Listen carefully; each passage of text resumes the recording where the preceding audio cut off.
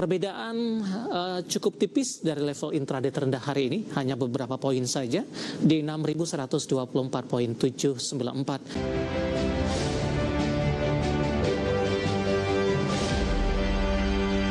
Dan pemirsa, di penutupan perdagangan di sesi kedua hari ini, indeks harga saham gabungan melemah cukup dalam di 1,23% di level 6.130.190. Perbedaan cukup tipis dari level intraday terendah hari ini, hanya beberapa poin saja di 6.124.794. Dibuka di zona merah pada pagi tadi di 6.201. Pasca pembukaan, indeks harga saham gabungan sempat melesat ke 6.246, mencoba mendekati ke level 6.300-an, kemudian berbalik ke arah ke zona merah dan tekanan semakin dalam di penutupan sesi kedua hari ini.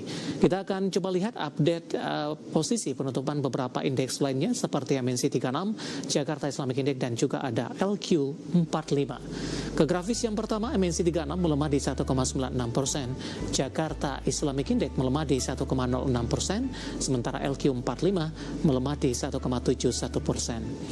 Grafis selanjutnya, rotasi pergerakan sektoral, pemirsa. Infrastruktur menguat di 0,18%, teknologi menguat tipis di 0,08%, industri anjlok 3%, ada Astra hari ini intraday melemah di atas 8%, konsumsi primer juga melemah di 2,20%. Kemudian ke grafis selanjutnya, saham-saham yang hari ini yang masuk ke dalam deretan top gainers, ada saham-saham grup Prayogo Pangestu mendominasi.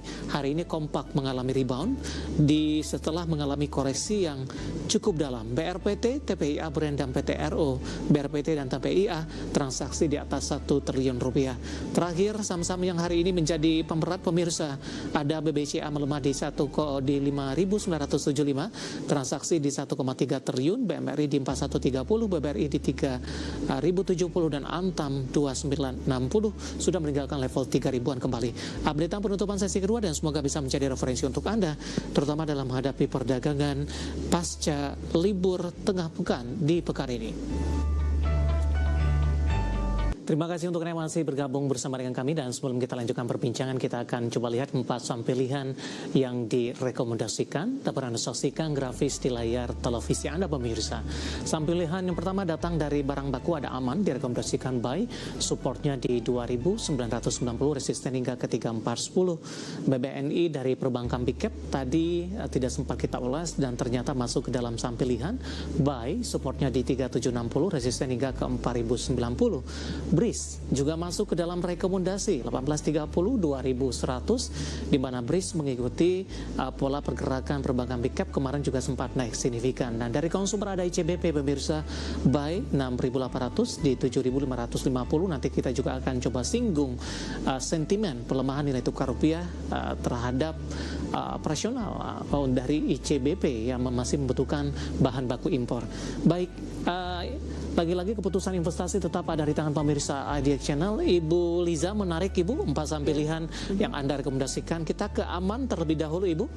Pasca terdepak dari MNCI ini juga sudah mengalami koreksi yang cukup dalam, Ibu. Tapi secara intraday di perdagangan hari ini mencoba untuk bangkit kembali. Sempat ke 3480, namun pembalikan arah seiring juga pembalikan arah indeks harga saham gabungan akhirnya kembali melemah. Analisis Anda untuk Aman, pola pergerakan teknikal yang hari ini mulai rebound, Ibu. Oke, tadi sempat ada percobaan tembus resisten pertama di 3370, sayangnya belum berhasil. Sekarang 3370, sekarang balik ke 3130. Jadi kita belum bisa hold untuk Aman ya, karena event resisten pertama aja belum tembus. Maka next support kita akan melihat Aman kembali ke sekitar 3.000 angka level psikologis pastinya, sampai 2.900 ya. Nah, kalau Aman sudah lewat ke atas 3370, maka targetnya diharapkan bisa mencapai sekitar 3.700, 3.800 atau 4.000. begitu pasti. Baik, intraday hari ini sempat ke 3480 Ibu. Tadi dari sisi 3480 betul. Okay. Resisten pertamanya adalah di 3370. Oke, baik. On breakout di 3370 direkomendasikan juga Bu, atau lebih idealnya itu juga bisa bisa di advise demikian, buy on breakout di atas 3370 atau average up jika Anda sudah punya sekarang. Bagaimana Ibu Liza melihat ini? Hari ini sudah ada perlawanan begitu setelah dalam beberapa perdagangan terakhir mengalami tekanan yang cukup dalam hingga ke 2.700-an. Apakah efek dari sentimen global terkait juga dengan MSCI ini sudah agak mulai mereda, Ibu?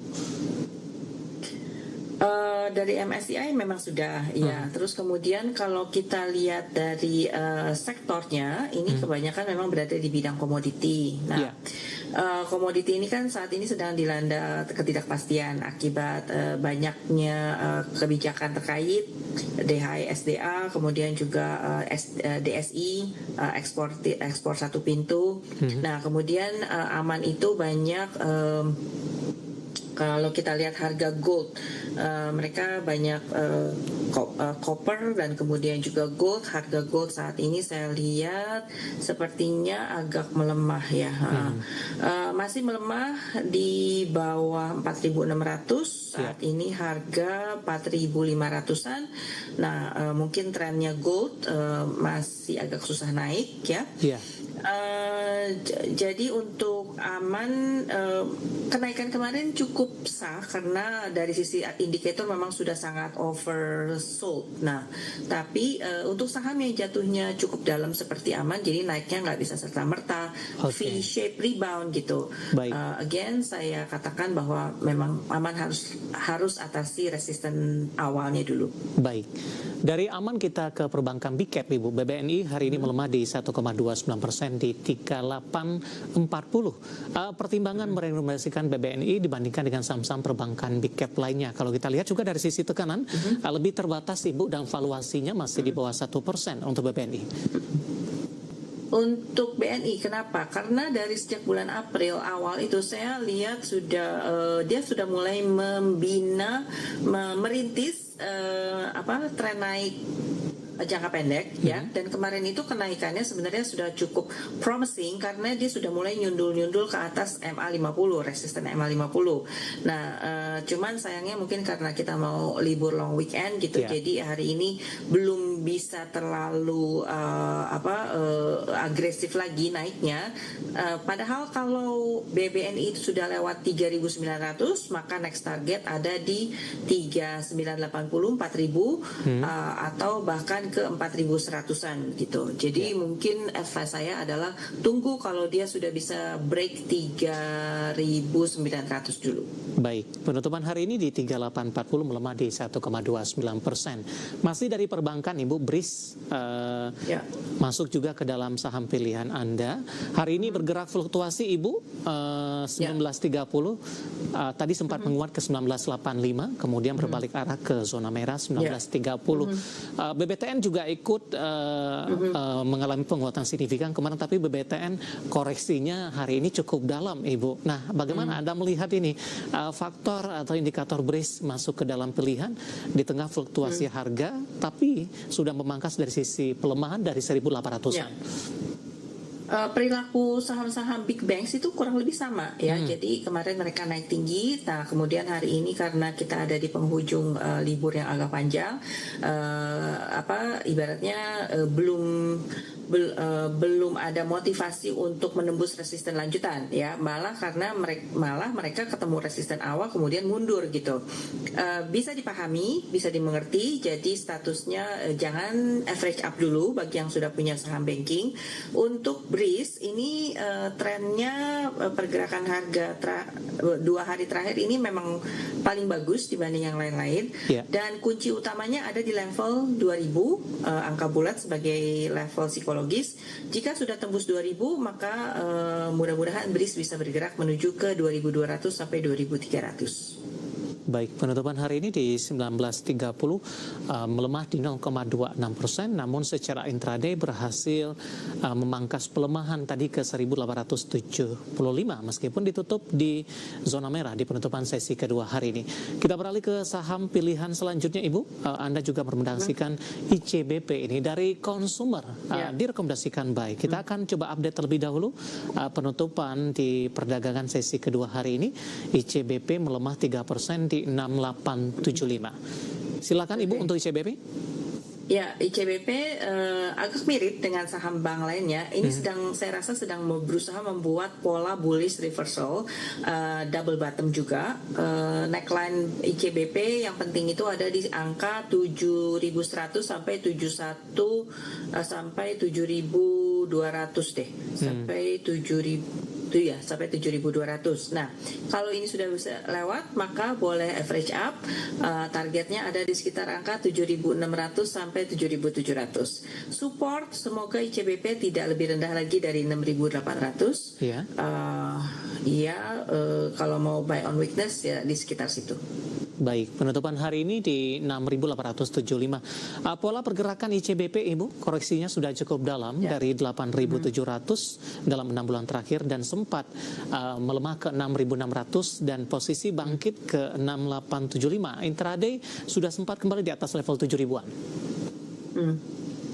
Valuation sangat murah, memang menarik untuk ambil sektor consumer di kala mungkin sektor-sektor lain lagi kurang katalis positif ya. Jadi karena valuasi itu sudah turun dalam juga, indikatornya juga sudah oversold. Jadi ya kita we try our luck in consumer sector. Baik, singkat saja Ibu, sebelum kita update posisi penutupan sesi kedua, pergerakan nilai tukar rupiah terhadap dolar Amerika Serikat, bagaimana Anda melihat dampaknya kepada emiten konsumer termasuk ICBP, Ibu? Apakah juga mereka sudah antisipasi untuk hedging mungkin? Buat emiten yang banyak muatan impor ya, dan juga terkait pelemahan rupiah ini,